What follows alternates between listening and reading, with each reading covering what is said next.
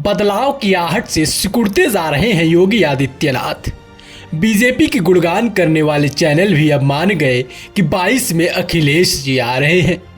जी हाँ, जो पत्रकार और टीवी चैनल योगी और बीजेपी के गुणगान करते नहीं थकते थे, वही अब अपने सर्वे में बीजेपी को अखिलेश से पिछड़ते दिखा रहे हैं। हालांकि यह खबर बिल्कुल सही है, क्योंकि 22 में बदलाव की बयार आने वाली है और साइकिल की रफ्तार में कमल का उखड़ना तय माना जा रहा है। यह इसलिए क्योंकि बाबा के गढ़ में अखिलेश को देखने के लिए उमड़ी लाखों की भीड़ ने बीजेपी समेत योगी की नींद उड़ा दी है।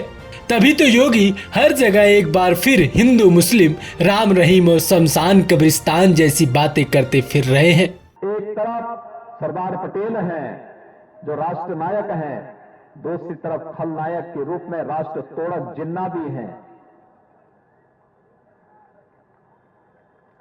लोग सरदार पटेल की तुलना अगर कोई जिन्ना से करने लग जाए तो ये वोट बैंक की वो निकृष्ट राजनीति होगी जिसके लिए व्यक्ति के लिए देश की कीमत पर राजनीति करना हो सकता है। वैसे ये तो होना ही था, क्योंकि अमित शाह से लेकर मोदी और योगी आदित्यनाथ सबका जलवा जलाल आसमान में उड़ते उड़ते अब जमीन पर धड़ाम से गिरा है। ऐसा क्यों है ये हम आपको बताते हैं, क्योंकि जो पत्रकार अपने भगवान की महिमा मंडित करते नहीं थकते थे, वही अब अपने सर्वे में महाराज योगी आदित्यनाथ को पिछड़ते दिखा रहे हैं। दरअसल सीओटर हर महीने अपने सर्वे को बताता है, जिसमें लगातार योगी की छवि धूमिल होती जा रही है। सितंबर में बीजेपी को सीओटर 270 सीटें दे रही थी, वही अक्टूबर में 240 पर योगी आदित्यनाथ सिमटते दिखाई दे रहे थे।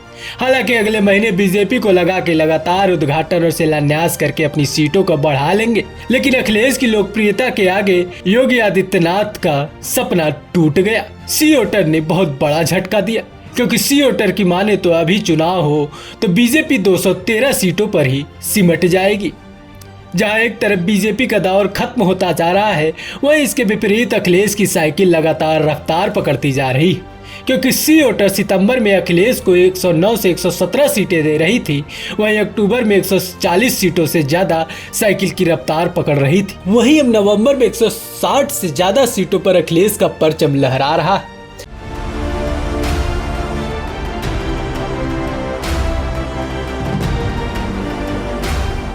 इन आंकड़ों और अखिलेश की रैली में उमड़ती भीड़ को देख योगी के हाथ पांव फूलने लगे। इसीलिए तो अमित शाह और पीएम मोदी को यूपी में अभी से उतरना पड़ रहा है।